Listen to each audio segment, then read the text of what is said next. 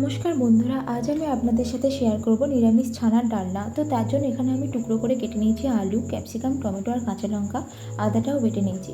দেন কড়াইতে সাদা তেল দিয়ে তার মধ্যে গোটা জিরে আর তেজপাতা ফোড়ন দিয়েছি। আপনারা শুকনো লঙ্কাও দিতে পারেন।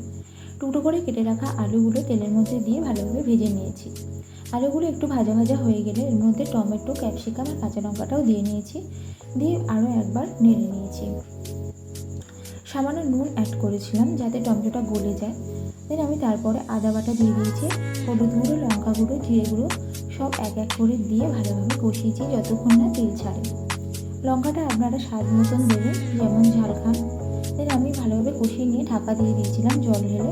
ঢাকা খুলে দেখছি আলুগুলো সেদ্ধ হয়ে গিয়েছে। তারপর আমি পাশে আর একটা কড়াইতে এখানে ছানার যে বড়াগুলো করে রেখেছিলাম সেগুলো ভেজে নিয়েছি। একটু লাল লাল করেই ভাজবেন। ছানার বড়াগুলো আমার ভাজা হয়ে গিয়েছে এখানে। তো তারপর আমি তরকারিটায় অ্যাড করেছি বড়াগুলো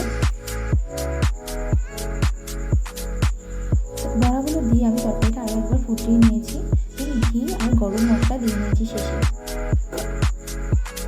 এখানে আমার ছানার ডালনাটা পুরোই রেডি হয়ে গিয়েছে। এটা নিরামিষ দিনে আপনারা ভাত বা রুটির সাথে খেতে পারেন। ভিডিওটা ভালো লাগলে অবশ্যই লাইক, শেয়ার, কমেন্ট করতে ভুলবেন না। ধন্যবাদ।